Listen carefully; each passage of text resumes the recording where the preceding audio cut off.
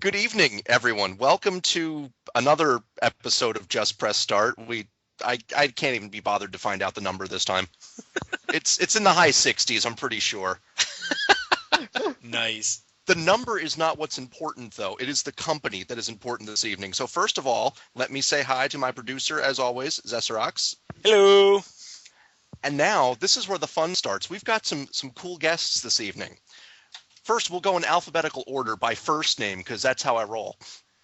We have, from Apathy Works, Alex Jordan, the creator of the game Cute Things Dying Violently, part of the XBLIG Summer Uprising. Hey guys, thanks for having me on. Absolutely. And making his return to the show, because apparently he did not get enough abuse last time, Michael Hicks, the developer of the Honor and Vengeance series, also on XBLIG. Michael, say hi. Hey everybody, good to be back. It's indie game goodness tonight here on Just Press Start. I don't know why I just had to do that. I just felt like it. That felt good, though. It felt right. Dude, That sounded good too. We were mentioning before the show started how I found all my past radio shows and stuff. I guess I got the little bit of radio itch wanting to come out. So It made you go into DJ voice. that's right. Nice. Now that we've scared everyone off. Yeah. So let's start with... All right, Alex, you sound like a normal, clean-cut citizen. And then... Are you baiting me? No. This is not a dare. I'm just saying, you sound like a normal, clean-cut citizen, and then I played Cute Things Dying Violently, and I gotta wonder, dude, what is wrong with you? There are so many things wrong with me. Where do you want me to start? Well, I'll start with being a federal employee. That's a good. No.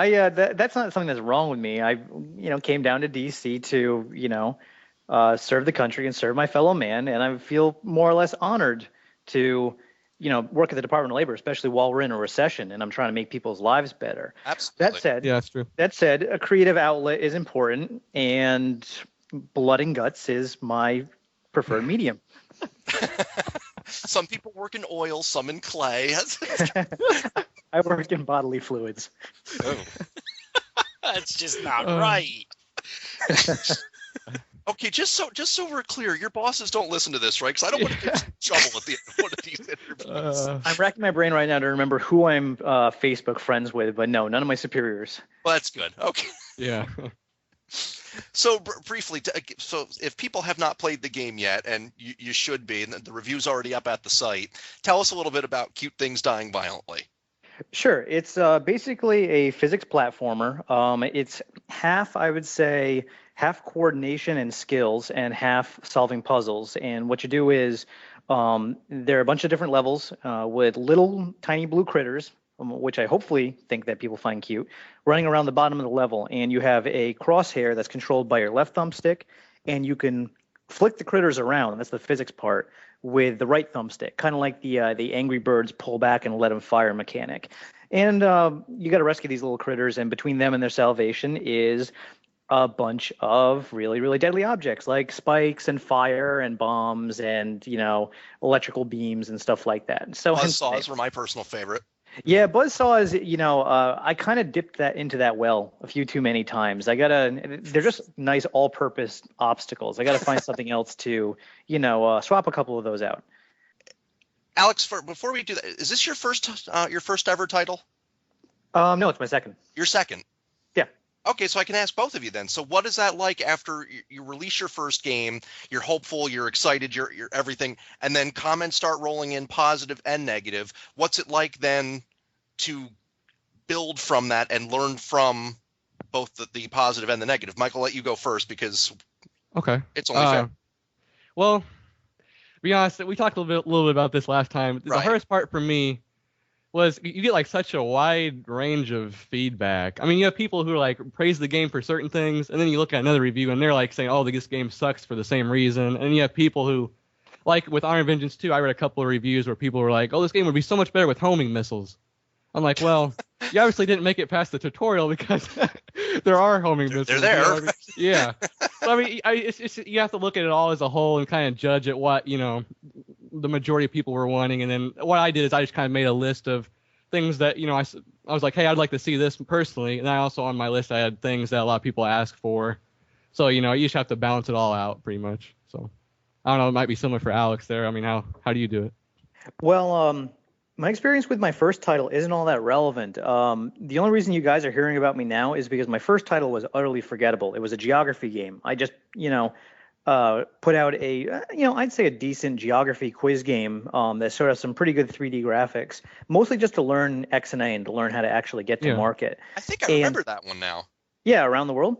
Yeah. Oh, okay. I'm glad you have heard of it. I'm kind of impressed. Hey, that's how I do. That is how you do. What's it like being an indie developer and trying to find websites that'll review your game? Just curious about that one. Well, I'll ask Mike if Mike, do you follow the App Hub forums, like the distribution ones, where people have actually been talking about that? Yeah, I follow that pretty closely. Yeah.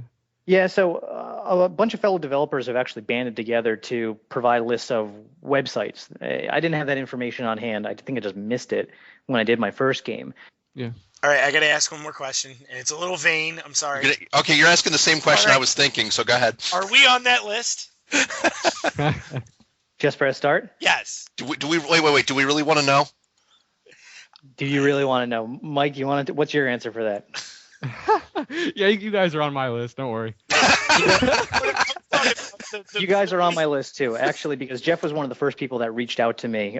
So you guys are, pretty high up on the list. Oh yeah. I wasn't talking about your personal list. I was more thinking, are we on the list in the App Hub? Oh, in the App Hub. Yeah. I think that's also why I found out about you guys. He's a government worker. We can't trust his answers, S. Let's switch gears again. Music. Where do you guys get the awesomeness of soundtracking? I know that's not a sentence, but I thought I would ask. You want to start, Alex, or? Yeah, sure. I'll start. As Cute Things started getting more exposure, some musicians started approaching me, and they had some good stuff, but they weren't really what I was looking for. And then Ryan Donnelly, Master Blood over at VVG TV, said, "Hey, have you ever listened to this guy Zach Parrish?"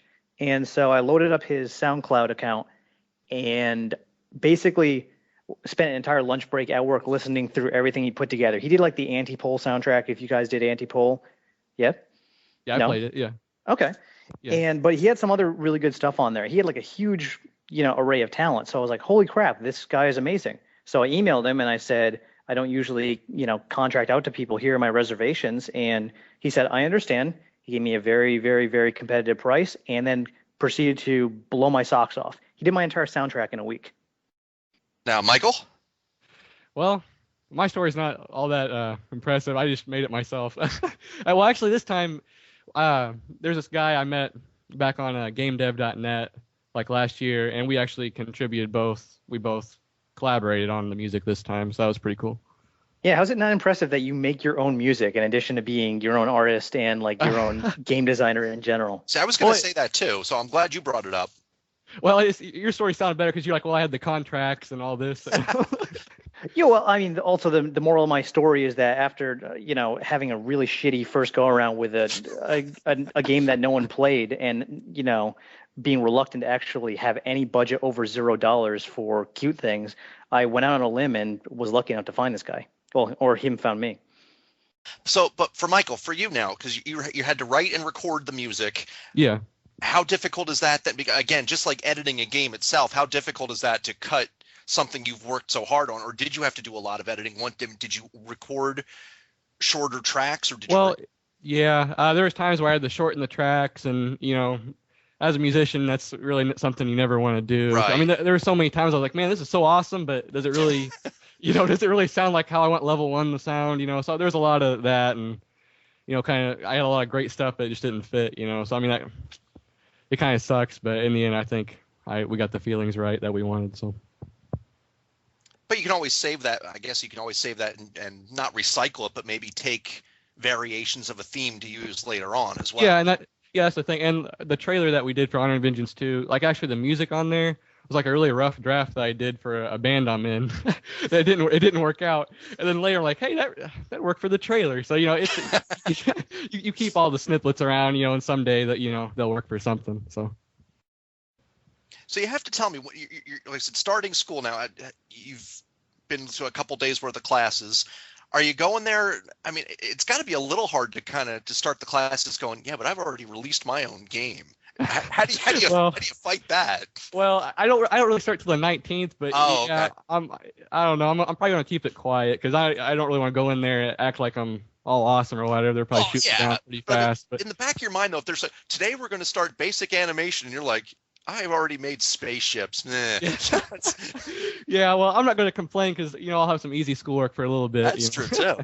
Yeah, so I was gonna say if he's smart about it, he'll keep completely quiet in the very beginning of it because he doesn't want anybody to know that he's done all this already, because then they'll give him harder homework to do. Yeah, exactly. Yeah. Make him a tutor. That's true.